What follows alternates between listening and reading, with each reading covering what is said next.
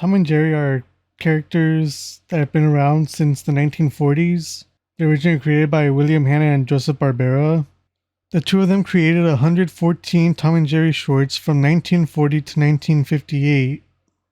The film company Metro Goldwyn Mayer Studios, also known as MGM, owns Tom and Jerry, and they had a few pretty famous animators in the industry take over after Hanna and Barbera. They had Gene Deitch direct from 1961 to 1962. They had Chuck Jones produce some shorts from 1963 to 1967. Altogether, they made 161 shorts, but there's a total of 164 shorts since 3 more came out since the year 2000. It's also had a fair number of TV shows. There was the Tom and Jerry Show from 1975, the Tom and Jerry Comedy Show from 1980 to 1982, Tom and Jerry Kids from 90 to 93, Tom and Jerry Tales from 2006 to 2008, and the Tom and Jerry Show from 2014 to 2021. But I'm not here to talk about all that. I'm here to talk about the very first feature-length film called Tom and Jerry the Movie, which was released in 1992. And just to get it out of the way, there's like 13 direct-to-video movies that were made since then. And there's also this live-action animated hybrid a la Roger Rabbit. I'm not going to talk about that either, just know that it exists. The movie released in 1992, but it was more of a movie premiere that was held in Germany on October 1st, 1992. It wouldn't release in America until the next year on July 30th, 1993. And just to rip the band-aid off, this movie was critically panned by both critics and audiences. I also want to add that they got really weird release dates for this movie. Like, here's this screenshot I took off of Wikipedia, and it's just very spread out. I'm surprised to see that Uruguay had a 3D release in 2019. I don't know. I don't know much about movie distribution, but at least it was mostly released throughout 1993, but also through 94 to 97. I don't know. But it's weird to me. William Hanna and Joseph Barbera were creative consultants, and this movie was directed by Phil Roman with screenplay by Dennis Marks. Phil Roman is an industry veteran who worked underneath Chuck Jones for some time before starting up his own animation company called Film Roman. And according to what I've read, Phil Roman was very interested in making a Tom and Jerry movie, and when he was asked to direct, he just jumped to the chance.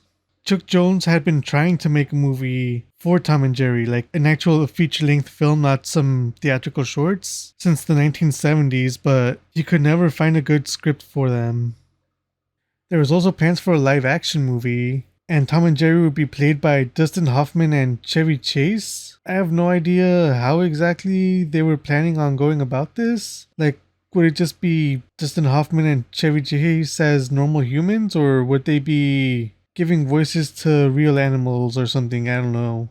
And I don't think we'll ever know. People generally complain about a lack of direction, and with this movie being unfaithful to the source material, because surprise, they talk. Tom and Jerry talk in this movie, which they've never done before. Although they kind of did. There were some times when Tom would sing and speak, but that was very rare and mostly done for comedy's sake. The animation, voice acting, and musical score by Henry Mancini is generally very well liked. And I agree, it's a good score, good voice acting, and good animation. And surprisingly enough, it wasn't studio meddling that resulted in Tom and Jerry talking. The crew at Film Roman came to the conclusion that Tom and Jerry being silent would become boring and repetitive as a feature-length film, and so they decided to have them talk.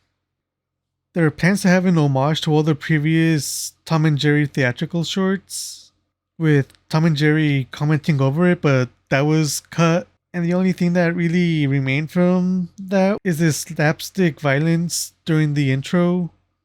The two of them don't talk until a few minutes into the movie. This movie made $3.6 million at the box office. I think in total, globally, probably. And the movie itself had a budget of $3.5 million.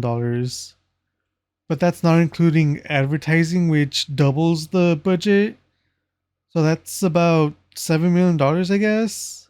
And only a little more than half of that was made back. So yeah, it was a financial hit for them. When it was also distributed by Miramax Films in America.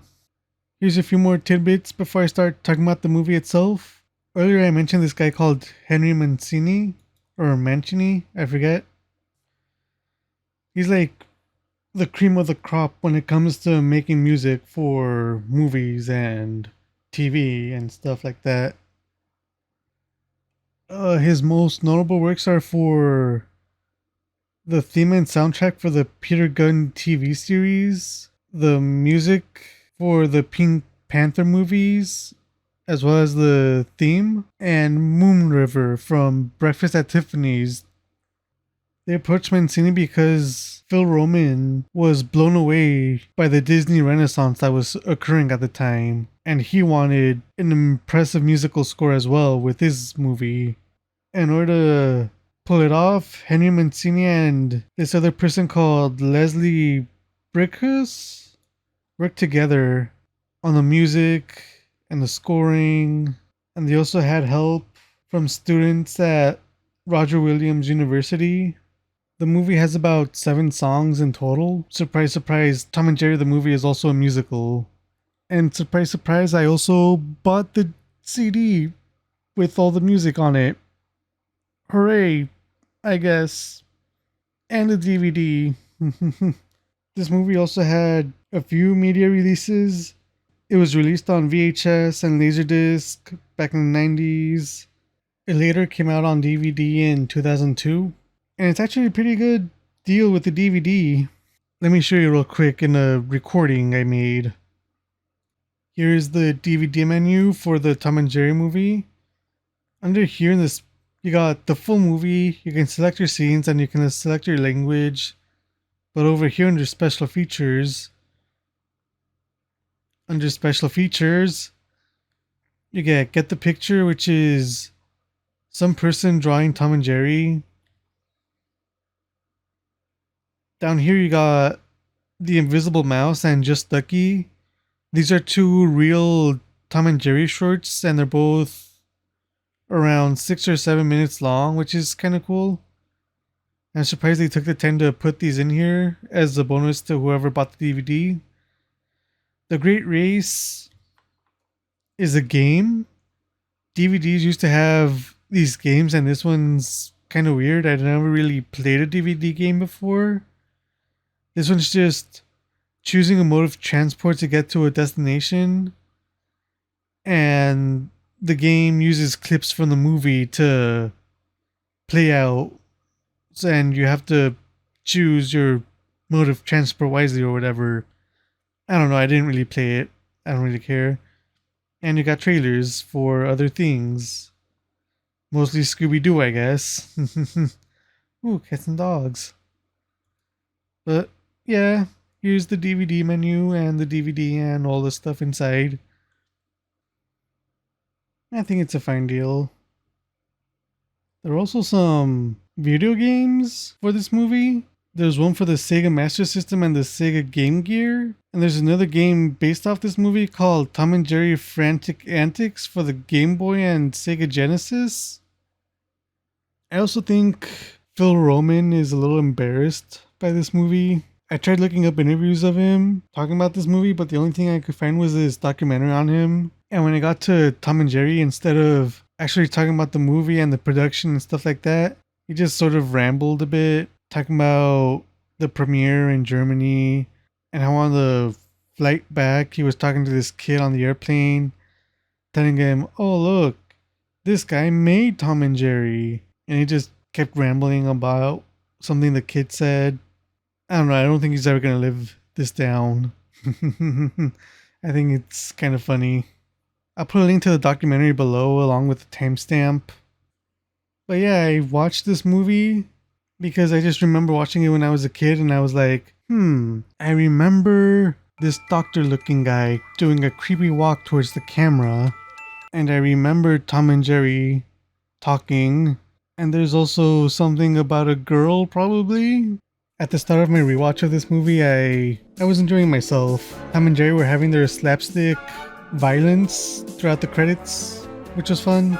Once the movie actually starts, we see that they're building high-rises and making a city, and Tom's house is the final house left, and they're moving away.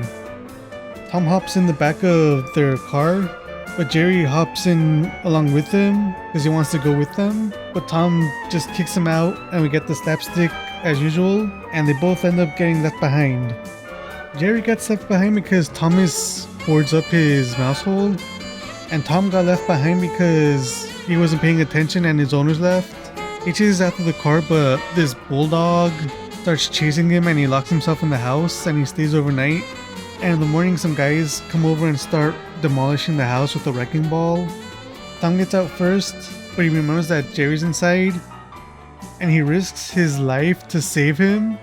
And when they're both outside, they look at the house and watch as it's destroyed. And now they're both homeless. Tom just wanders off in a random direction and Jerry follows him.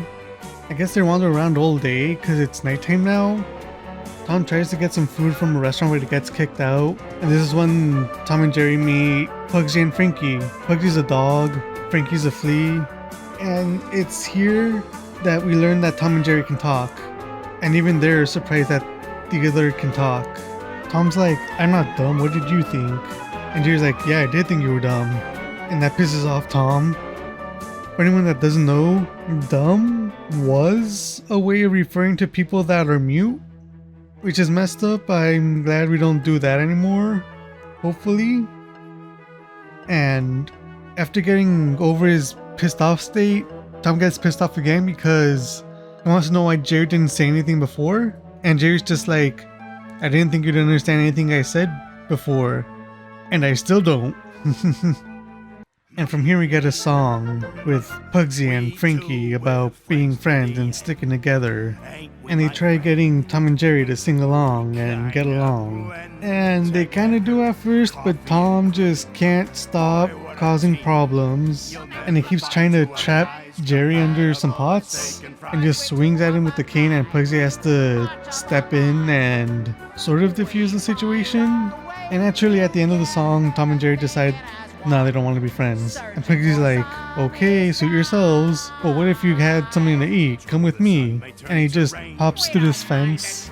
And once again, Tom can't stop being a jerk and he tries to exclude Jerry by trapping him in another flower pot and placing a cork so he can't get out. He also adds on a brick for weight. And while he's doing this, Pugsy and Frankie get caught by dog catchers and... Is that El Super Beasto? It looks like El Super Beasto. Suspicious. Anyway, I don't know why they're wearing masks. It seems strange for dog catchers, so naturally I assume they're criminals, and they haul away Pugsy and Frankie. And when Tom goes to check in on them, he's like, "Where'd they go?" And he's like, "Oh well, more food for me." And then we immediately get confronted with these alley cats that start another song. And I'm not gonna lie, it's kinda catchy. It's filler, but it's catchy filler. Yeah, they're like a bunch of punk alley cats sing about being mean and not liking nice things. It's kind of funny. I was digging them until they started singing about being gross and they opened their mouths. Thankfully, it's just a quick scene. At the end, they start fighting each other. And it's kind of funny because at the end of the song, or near the end of the song, they start acting like, "Come on, be our friend. We don't actually care about anything." But then Tom runs away and then they're like, "Oh yeah, we were supposed to beat this guy up," and they start chasing him. Jerry gets freed as they're chasing Tom around. And with Tom and Jerry working together, they trap the alley cats in the sewers. And Tom's like, "Thanks for the help, but I'm not your friend." And he walks away. And Jerry gets a little dejected. And then Tom looks back and says, "Come on, buddy, let's go." And they just start heading off in a random direction during the night. They come to a bridge, and all of a sudden there's a light in an alley, and they both get startled and Tom climbs off on the edge of the bridge while Jerry peeks up and sees what's happening. Who is it? What's coming? What's so scary? And it's the little girl I mentioned earlier. She's here now. Say hello to our main character of the movie. This is Robin Starling. Robin doesn't have a mom, and apparently her dad just recently went missing in an avalanche on a excursion in Tibet or something like that. Robin thinks she can go to a special place that was just for her and her dad. Part of the reason that she's doing this is because she wants to get away from her aunt Pristine Fig. Robin gave some very valid reasons on why she ran away. For starters, her aunt Fig kicked her out of her room so her dog could have it, her dog Ferdinand, and Robin has to sleep in the attic now. Not only that, she snatched Robin's locket away and threw it out the window, but Robin climbed out the window and found it. And just those two things alone should be enough to let anyone know that Aunt Fig is bad news. But Tom and Jerry are just refusing to believe anything she says just because she's a kid, and saying that her aunt is probably crying over her right now. And Robin says she might actually be crying and she might seem nice, but deep down she is a horrible person. And from here we're introduced to Aunt Fig crying her eyes out to a cop, telling him to find Robin. And the cop saying, "Don't worry, we'll find her," before heading out. And as soon as he heads out, Aunt Fig does a heel turn and tells her lawyer, Lick Boot, to shut the hell up. He is a lawyer and he needs to scheme for her, because without the trust fund money from Starling, both of them will be penniless. Lick Boot also reveals that Mr. Starling, Robin's father, might not be dead, and if he really isn't dead, then instead of being ordinary, the two of them will be poor, which is something that both of them are very concerned about. Oh, I also forgot to mention Ferdinand, Aunt Fig's dog, who was in charge of guarding Robin. But here's the thing about Ferdinand. He is a morbidly obese beagle, and he is so morbidly obese he has to use a skateboard in order to move around. And his excuse for not watching Robin was because he was eating. And Aunt Fig baits him with the cupcake. She tosses it, and Ferdinand chases it and catches it, but he also runs into a wall. But going back to the conversation between Aunt Fig and Lick Boot, I can't believe his last name is Lick Boot. Anyway, they go into a song about money and how they only care about money and how money is the greatest thing, and how if money was a food, Aunt Fig would eat it every hour, every day. Because she is fat, ha ha ha ha. No, but really, they don't really play up her being overweight that much. It's mostly with Ferdinand, who also has this very raspy, wheezy voice, like he's struggling to breathe. Don't feed your pets human food, please. They will get diabetes and other health complications. Just don't do it. Also, there's some tension, some adult tension between Lick Boot and Pristine Fig. Near the end of their song, they're just in each other's arms, and you can just feel the adult tension between the two of them. And I'm just gonna say, good on Lick Boot. He knows what he likes and he likes her. That's the one thing I will compliment him on. But he's still a garbage person and he deserves to go to jail. And at the end of the song, we get a ring at the door. And it's the cop from earlier, and he's with Robin. And she does her best to convince Aunt Fig to let Tom and Jerry stay. And since they're in front of a cop, Aunt Fig kind of acquiesces. And while they're inside, out of sight of the cop, who she just rudely slams the door in the face of, she kindly and politely asks Ferdinand to lead Tom and Jerry to the kitchen for a meal. And when they're out of earshot, she calls Robin orphan instead of by her name and sends her up to the attic without any food to eat as a punishment. In the kitchen, we see Ferdinand give Tom and Jerry this gross looking food in a dog bowl for them to eat while he's just happily licking away at his steak. And Tom just kicks the dog bowl into Ferdinand's head, and his head takes on the shape of the food bowl. And true to form, Tom still causes trouble with him and Jerry by giving Jerry this little tiny slice that pisses Jerry off. And this leads to a food fight between Tom, Jerry, and Ferdinand that ends with Aunt Fig getting super pissed and saying that Tom and Jerry should go stay with Dr. Applecheek instead. Robin's there with her and she's trying to convince her to convince them to go. But Aunt Fig goes off to meet with Lickboot, and Robin wants to talk with Tom and Jerry, but Jerry's missing. And we see Jerry spying on Lickboot and Aunt Fig. They get a telegram, and we learn that Mr. Starling is alive, probably severely injured, but alive, and he'll make his way back sooner or later. Aunt Fig decides to just throw the paper to the fire and never let Robin know, but she doesn't successfully throw the paper into the fire. Aunt Fig decides to keep Robin locked up in her room, I guess forever. And after she leaves the room, with Lickboot not noticing the paper or the telegram, Jerry nabs the telegram and tries to bring it to Robin, but he bumps into Tom first. And Tom reads the telegram and learns everything, and we see Aunt Fig locking Robin in a room, and she snatches the telegram from Tom and Jerry and decides then and there to capture them and take them to Dr. Applecheek in the morning. And we meet Dr. Applecheek. He seems like such a nice man. He and Aunt Fig seem to have a pleasant conversation between each other. She asks him to take care of Tom and Jerry, and he's like, sure thing. He takes them. He's like, come on out. Everything's fine now. He breaks into song, talking about how he's friends to animals and animals are God's little creatures, until he does a heel turn and forces Tom and Jerry into the cage again. He throws them into his basement where we see the dog catchers from earlier that snatched Pugsy and Frankie. And he's like, yeah, animals are a money-making business. I steal people's pets and sell them back to them, and I make like 10 grand a day doing it.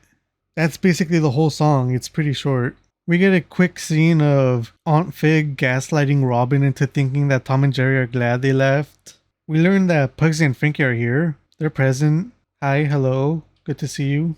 Back in the basement, Dr. Applecheek explains to his goons that they have to take care of Tom and Jerry. By taking care of Tom and Jerry, he means put them in a bag and throw them in the river. That kind of take care of. That's what Aunt Fig is paying him for. But his goons are lazy and they take a nap first, which gives Jerry enough time to get out, get to the controls, and start opening all the cages, which lets all of them escape. We get a surprise celebrity cameo here. It is Droopy. Hi, hello. Good to see you. Glad you're here. Sad to see you got captured, but now you can escape. After the escape, we cut to Robin drawing and crying and singing about not being able to see her dad again. But then Tom and Jerry show up, and they tell her dad is alive, and that convinces her that she just has to escape and go to their special place and she'll find him. And she uses like a sheet rope to climb out the window, but Aunt Fig hears them and starts chasing them. And she chases them to the bridge we first met Robin. Aunt Fig is with Lickboot and Ferdinand because all three of them have a stake in keeping Robin prisoner forever. And Robin, Tom, and Jerry escape on this makeshift raft, but only Ferdinand notices, and Aunt Fig just kicks him away because she's frustrated with him. But she gives him a little bit of speed that Ferdinand can sort of catch up to Robin and Tom and Jerry on the raft, but ultimately he sinks into the water. The three of them decide to hunker down and sleep through the night, but before they can, this boat shows up and destroys the raft, separating Robin from Tom and Jerry. In the morning, we see Aunt Fig just relaxing by the poolside, talking to Lickboot on the phone, and Lickboot is in his office. Aunt Fig is worried, trying to figure out what they can do, and Lickboot is just like, people will do anything for money, and all they have to do is offer a reward of $1 million. And Aunt Fig is naturally like, we don't have $1 million. And Lickboot's like, I know, that's why this is so sleazy. They are going to scam people into capturing Robin on the false premise of getting $1 million for it. And the reason they need to capture Robin is because there's people checking up to make sure she's okay. And if they find out she's missing, Lickboot and Aunt Fig are going to jail. And I say perfect to that. But they start doing their scheme by having Robin's face printed on milk cartons. We get a quick scene of Robin being found by this guy in a uniform. And after that, another quick scene of Papa Starling. He's flying some sort of seaplane with twin propeller engines. He hears on the radio that Robin ran away, and he's like, there's only one place she would go. And he turns his plane around. And after that, we see Robin waking up. Turns out she was found by this captain guy. His name is Captain Kitty. He has this circus thing going on with him. And he breaks into a song about how he's done it all. He's been all over the world. And he has this bird puppet that's constantly squawking and saying things like, yeah, we went there, but it was a total flop. We were chased out of town, stuff like that. And Captain Kitty's a pretty cool guy. He's like, don't worry, kid, we'll take care of you. And he starts drinking out of the milk carton.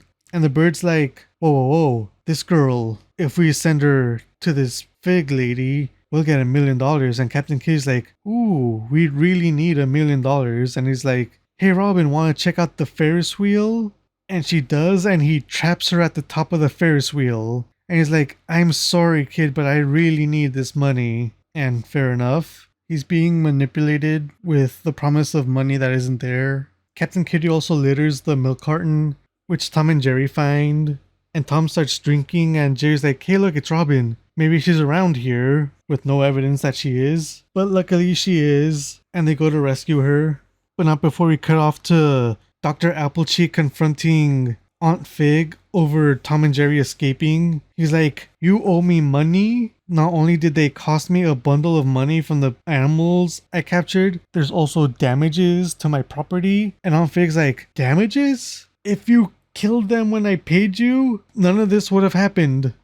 Aunt Fig gets a phone call. She's like, hold on, I need to get the phone. And it's Captain Kitty on the other side. And he tells her that he has Robin and she should come get her. And Aunt Fig is like, yeah, sure, I'll go get her right now and I'll bring your money, your $1 million too. And Applecheek is overhearing this because he's peeping on her. And he just rubs his hands together and takes off because he just wants that money. So he's gonna nab Robin first. Lickboot drives by to pick up Aunt Fig and they both take off to get Robin. We get Applecheek talking to his goons and he's saying, neither of you are getting any part of the $1 million because it's your fault, all the animals got away. And his goons just smile at each other and throw Lickboot out and say, that $1 million is ours now. And just drive off laughing. And this is the scene I remembered. It's the scene where Dr. Applecheek just creepily walks towards the camera. And it's because he's gonna steal this bicycle ice cream cart. I don't know how well he's gonna be able to get to Robin with that, but whatever. And this just all kicks off a rat race to get to Robin. But we get a quick scene of Mr. Starling going into a helicopter. And as it flies away, we see a sign that says Starling Enterprises. So I guess it turns out that Robin's dad isn't like an Indiana Jones kind of guy. He's more like, not Iron Man, but Justin Hammer. Just this rich dude that got rich from military contract. But yeah, everyone shows up. Tom and Jerry get there first. They give Robin her locket. They get her down.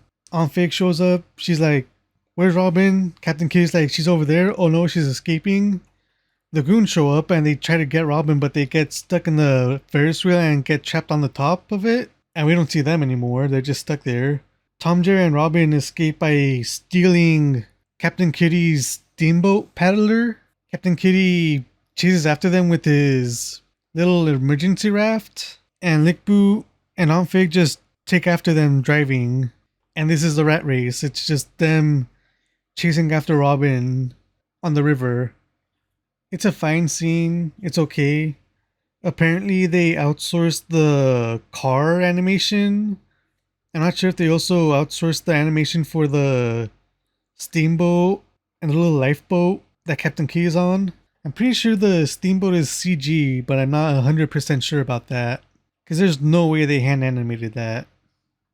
Onfig and Lip-Bu crash into this farm and tingle up Ferdinand in this clothing line. And because of that, they accidentally destroy this bridge that takes out Dr. Applecheek and Captain Kitty from the race. And as they're on like the back roads, Lip-Bu notices a sign and he's like, I know exactly where Robin is going. Let's go there. I know a shortcut. And the sign we see at the very top says Robin's Nest. So that's probably the special place that's for Robin and her dad. And we see that, yeah, it's like this log cabin next to the river. And they park the steamboat there. They get into the cabin and Aunt Fig is already there. She surprises Robin. She like has this little gas lamp that she lights up to startle Robin and captures her. And Lip-Bu locks the door. And as they're chasing Robin around trying to get her, they drop the gas lamp and it starts a fire. Robin, Tom, and Jerry get up to the second floor while Aunt Fig and Lip-Bu try to get away. But the door's locked and Lip-Bu kind of taunts Aunt Fig with the keys and she's like, give me that. And they drop all the keys on the ground and they have to search for that. The fire spreads and Robin, Tom, and Jerry are forced onto the roof while Aunt Fig, Lip-Bu, and Ferdinand get out. But they trip up on Ferdinand's skateboard and they land on the steamboat and they get sent away. We don't see them anymore. So yeah, Robin, Tom, and Jerry are on the roof. It's on fire. I'm surprised they put a kid in this much danger in an animated movie. Well, it's not that surprising. Back in the 80s and 90s, movies like The Black Cauldron would get PG ratings or G ratings, when nowadays they would get like PG-13 at the very least. Anyway, Mr. Starling shows up in his helicopter and he's like, Robin, come here, Robin, I'll get you. He just barely manages to get Robin. And she's like, wait, my friends are still on the roof. And we see Tom and Jerry desperately waving for help. They get onto the chimney and then the entire building collapses. And we're left to assume they're dead for a little bit, but they're not dead. There's no way they're going to kill off Tom and Jerry in this movie. And they don't. We see Tom. He's like, Jerry, where are you? I don't know what I'd do with myself without you, Jerry. And Jerry's like, oh, really? And Tom's just back to his old cantankerous self. He's mad at Jerry, but not really. We see Pugsy and Frankie. Wasn't last time they're reading the newspaper about how Tom and Jerry saved Robin. And Robin's taken in Tom and Jerry. Tom has his bed. Jerry has his little mouse hole. But Tom's like back to his old shenanigans again. He puts a mouse trap in Jerry's mouse hole to get Jerry. But Jerry snaps it on Tom's tail. And they're right back to their old selves. And that's it. That's the end. I enjoyed the movie, but it's not a Tom and Jerry movie. It's a story about Robin and Tom and Jerry are just there, which is basically most of the movies featuring Tom and Jerry that came out afterwards. Like that movie where they put Tom and Jerry in just The Wizard of Oz, and that other movie where they put Tom and Jerry in just Willy Wonka. And they have their side story while the main movie is going on. But at least in Tom and Jerry the movie, Tom and Jerry actually have stakes. They have an effect on the plot. Whereas in the other movies that came afterwards, they don't really do much for the plot. They're just there as filler, or filler wasn't necessary. I don't know, I had fun with it. I also checked out the VHS version just to make sure if there were any differences or not, and luckily there's like almost no difference between them that I noticed. You might be able to check it out on archive.org. That's where I found the VHS version, but it might be taken down at some point in the future. And I did that because I heard there's some differences with VHS movies from the 90s that are re-released on DVD. Like this one movie called Happily Ever After. There's some stuff that was more violent or graphic that was cut out, and other stuff that just doesn't make sense that was cut out. I don't know, I might look at that later, but not now. Thank you for watching my video. I'll see you when I see you, I guess. I don't know when I'm gonna do another one of these. I think a lesson we all learned from this movie is Tom is super toxic and will always cause the problems, and he deserves all the comeuppance he gets. Okay, bye.